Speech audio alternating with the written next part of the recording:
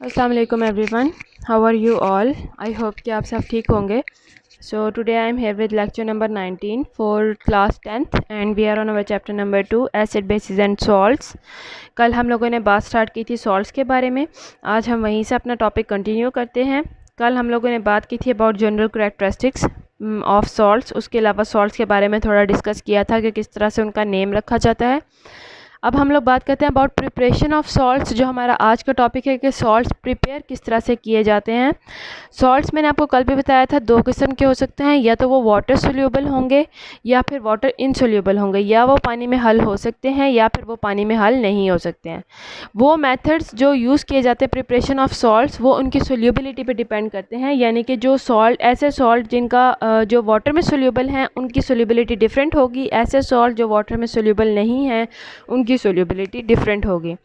अगर हम लोग बात करते हैं general methods of preparation of salt, तो हम कहते हैं कि 5 जनरल मेथड्स हैं for the preparation of salt. General methods की बात हो रही है, जिनमें से 4 methods is used for the soluble salts and 1 method is used for the insoluble salts. ठीक है, आज हम लोग स्टार्ट कर रहे हैं preparation of soluble salts. Soluble salts ऐसे सॉल्ट्स जो वाटर में सोल्यूबल होते हैं, उनकी प्रिपरेशन किस तरह से होती है, आज हम उसके बारे में बात करने लगे हैं। पहले soluble salts are often prepared in water. जो सोल्यूबल सॉल्ट्स होते हैं वो पानी के अंदर जो है वो प्रिपेयर किए जाते हैं। Therefore they are recovered by evaporation और क्रिस्टलाइजेशन। तो वो जब सॉल्ट बन गया है पानी के अंदर, water with the help of water it is made, and when the salt is made it is recovered with the help of crystallization और इवेपोरेशन। इवेपोरेशन किस तरह से होगी, वाटर को इवेपोरेट करते हैं, हीट अप करेंगे, वाटर स्टीम बन के सारा इवेपोरेट हो जाएगा और पीछे हमें सॉल्ट मिल जाएगा। दूसरा क्या है, क्रिस्टलाइजेशन, यानी कि जो हमारा सॉल्ट होगा वो क्रिस्टल बन के वाटर से सेपरेट हो जाएगा और हम क्रिस्टल्स को फ़िल्टर आउट कर लेते हैं with the help of filter paper, और हमें सॉल्ट और वाटर अलग अलग मिल जाएगा। अब हम लोग पहला इसका प्रोसेस क्या पढ़ रहे हैं, by the reaction of an acid and a metal. जब एक एसिड एक मेटल के साथ रिएक्ट करता है, इसका हम लोगों ने कल टेबल भी पढ़ा था जिसमें हम लोग एसिड और मेटल के हिसाब से उनको नेमिंग कर रहे थे। ठीक है, तो इस रिएक्शन को, इस टाइप ऑफ रिएक्शन को हम लोग डायरेक्ट डिस्प्लेसमेंट मेथड भी कहते हैं। ठीक है, डायरेक्ट डिस्प्लेसमेंट मेथड। ये इसमें क्या है कि हाइड्रोजन आयन जो एसिड के साथ अटैच होता है, ये हाइड्रोजन का आयन है, वो रिप्लेस हो जाता है विद द मेटल। उसको मेटल रिप्लेस कर देता है और उसको हटा देता है। अब मेटल कौन कौन से हो सकते हैं, कैल्शियम हो सकता है, मैग्नीशियम हो सकता है, जिंक है, आयरन है, सिल्वर कल हम लोगों ने पढ़ा था। वो क्या करेंगे कि हाइड्रोजन आयन को, इस हाइड्रोजन आयन को वो रिप्लेस कर देते हैं, इसकी जगह पे ये आ जाते हैं। ठीक है, तो this is called as direct displacement method.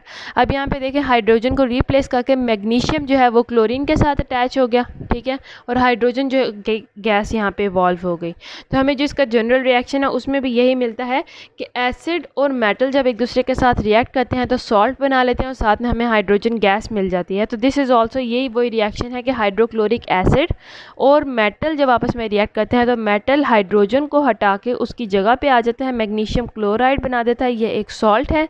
साथ में ये जो हाइड्रोजन थे ये एक गैस के तौर पे इवॉल्व हो जाती है। This is known as direct displacement method, और ये तब होता है जब एक एसिड एक मेटल के साथ रिएक्ट करता है। Now moving on to the next process. तो नेक्स्ट हमारा क्या है, reaction of an acid and a base. जब एक एसिड एक बेस के साथ रिएक्ट करता है, ठीक है, तब भी सॉल्ट बनता है, और इस रिएक्शन को हम कहते हैं कि ये न्यूट्रलाइजेशन रिएक्शन है। ये न्यूट्रलाइजेशन मेथड या न्यूट्रलाइजेशन रिएक्शन आप लोगों ने properties of acids and bases में भी पढ़ा था कि जब भी कोई एसिड किसी बेस के साथ रिएक्ट करता है तो साथ सॉल्ट बनता है प्रोडक्ट में और वाटर रिलीज़ होता है, वाटर बनता है। ठीक है, अब क्योंकि ये सोल्यूबल सॉल्ट्स हैं इसलिए इसमें जो ये HCl है, हाइड्रोक्लोरिक एसिड है, NaOH है और NaCl है, ये एक्वियस मोड में होंगे। ठीक है, यानी कि ये वाटर डिज़ोल्व होंगे, वाटर में डिज़ोल्व होंगे। ये न्यूट्रलाइजेशन रिएक्शन वही है जो मैंने आपको बता दिया कि इसमें सॉल्ट बनेगा और साथ में वाटर बनेगा। अब आपको एग्जांपल क्या है, आपके पास एसिड है हाइड्रोक्लोरिक एसिड HCl, उसके साथ बेस जो हमारे पास थी सोडियम हाइड्रोक्साइड NaOH, दोनों ने आपस में रिएक्ट किया। तो इसका थोड़ा सा प्रोसेस मैंने आपको शुरू में भी बताया था चैप्टर के। Na और Cl एक दूसरे के साथ अटैच होकर NaCl बना देते हैं, this is a salt sodium chloride. यहाँ पे हाइड्रोजन और ये हाइड्रोक्साइड ग्रुप ये आपस में अटैच हो जाते हैं और ये बना लेते हैं वाटर का molecule. So this is also a simple reaction, this is called as neutralization reaction, जिसमें एक एसिड और एक बेस आपस में रिएक्ट करते हैं और साथ हमें प्रोडक्ट में मिलता है सॉल्ट एंड वाटर। अब now we move on to the next reaction. Okay, this is our third reaction for the preparation of soluble salts. अब ये रिएक्शन क्या है? रिएक्शन एसिड का होता है मेटालिक ऑक्साइड। अभी तक आप देख लें हर रिएक्शन में एसिड ही इन्वॉल्व है, ठीक है। एसिड मुख्तलिफ चीज़ों के साथ रिएक्ट कर रहा है, कभी वो बेस के साथ रिएक्ट कर रहा है, कभी मेटालिक ऑक्साइड के साथ रिएक्ट कर रहा है, उसके अलावा कभी वो मेटल के साथ रिएक्ट कर रहा है, और मुख्तलिफ सूरतों में सॉल्ट हमें मिल रहा है। तो जब रिएक्शन करता है एसिड मेटालिक ऑक्साइड के साथ, मेटालिक ऑक्साइड मतलब कि एक मेटल के साथ जब उसकी ऑक्सीजन अटैच होती है उसे मेटालिक ऑक्साइड कहते हैं। जब एक एसिड मेटालिक ऑक्साइड के साथ रिएक्ट करता है तो ये बना देता है साथ वाटर और साथ में सॉल्ट, ठीक है। तो जैसे कि हमारे पास एसिड है H2SO4 एक्वियस फॉर्म में है ये, ठीक है। ये कॉपर ऑक्साइड, ये भी एक्वियस फॉर्म में, copper is a metal, oxygen उसके साथ अटैच है तो ये मेटालिक ऑक्साइड बन गई है, ठीक है। तो ये दोनों एक्वियस फॉर्म में हैं। जब H2SO4 यानी कि एसिड सल्फ्यूरिक एसिड ने कॉपर ऑक्साइड के साथ रिएक्ट किया तो इसने बना दिया कॉपर सल्फेट, ठीक है। कॉपर सल्फेट किस तरह से? कि कॉपर साथ में ये सल्फेट ग्रुप, इन दोनों ने एक दूसरे के साथ अटैच होकर कॉपर सल्फेट बना दिए, दैट इज़ अ सॉल्ट। और हाइड्रोजन के 2 एटम्स यहाँ पे हमारे पास है और ऑक्सीजन का single atom, they make water molecule, वो मिलके वाटर मॉलिक्यूल बना देते हैं, ठीक है। तो इस तरह से आप लोग को डिफरेंट प्रोडक्ट्स भी मिल रहे हैं, किसी में वाटर मॉलिक्यूल। अभी तक आप ये थर्ड रिएक्शन पे हैं। फर्स्ट रिएक्शन जिसमें reaction of an acid with metal था, वहाँ पे हाइड्रोजन गैस रिलीज हुई थी, साथ में salt. Reaction of an acid with a base, वहाँ पे भी वाटर एंड सॉल्ट बना था। Reaction of an acid and metallic oxide, वहाँ पे भी सॉल्ट और वाटर बना है। Now we move on to our fourth reaction. तो ये लास्ट मेथड है फॉर सोल्यूबल सॉल्ट्स। इसके बाद हम लोग बात करेंगे इनसोल्यूबल सॉल्ट्स की।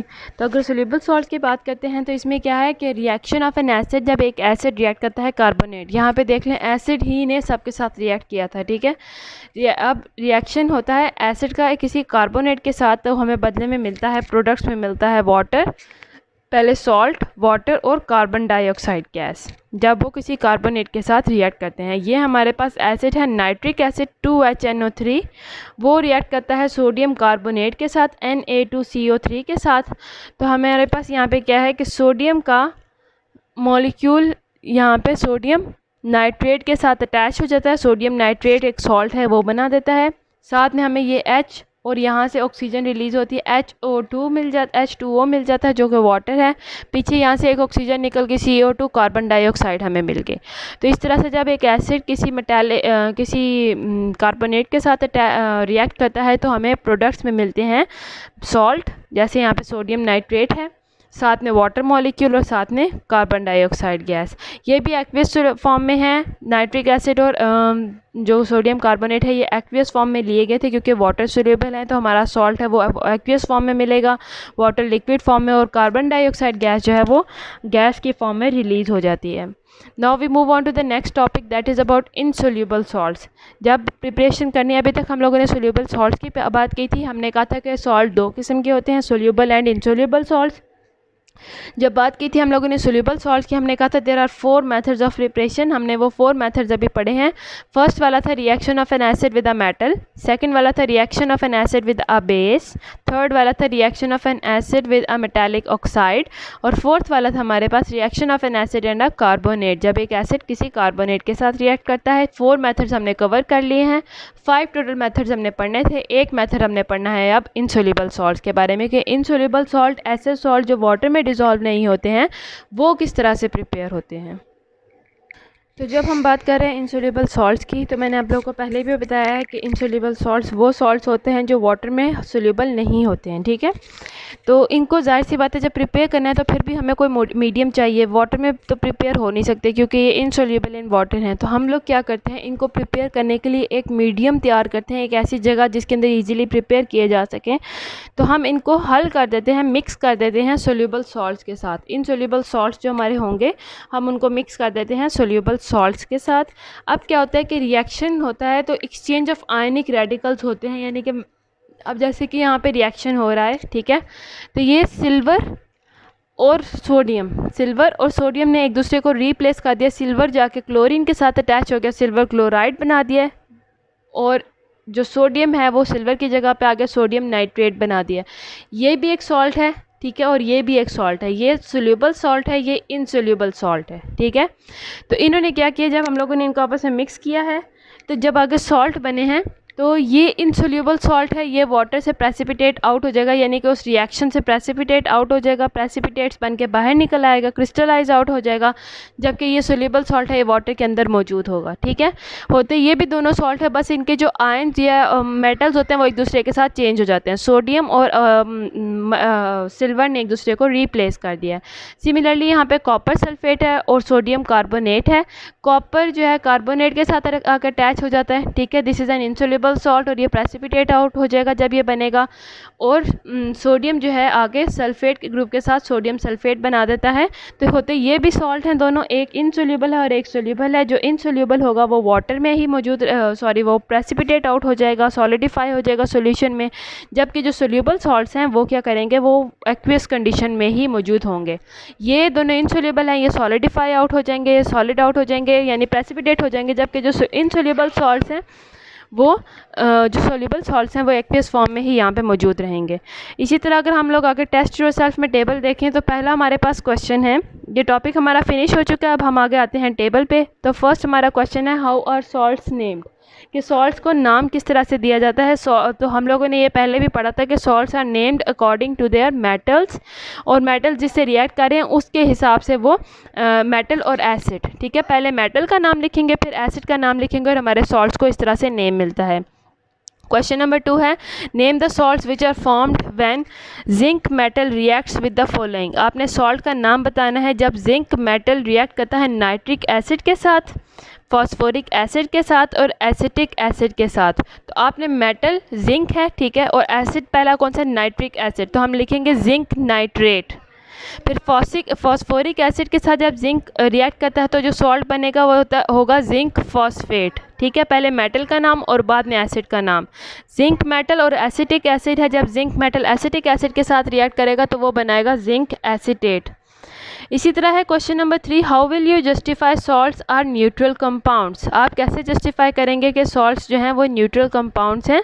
सॉल्ट्स आर न्यूट्रल कंपाउंड्स क्योंकि ना ही ये एसिडिक हैं और ना ही बेसिक हैं। ठीक है, एसिड और बेस जब एक दूसरे के साथ रिएक्ट करते हैं और अपनी प्रॉपर्टीज़ को कैंसिल आउट करके वो न्यूट्रलाइजेशन रिएक्शन में सॉल्ट बनाते हैं, साथ में वाटर मॉलिक्यूल बनाते हैं। तो इसका मतलब ये है कि सॉल्ट जो है वो न्यूट्रल है, ना ही वो एसिडिक है और ना ही वो बेसिक है।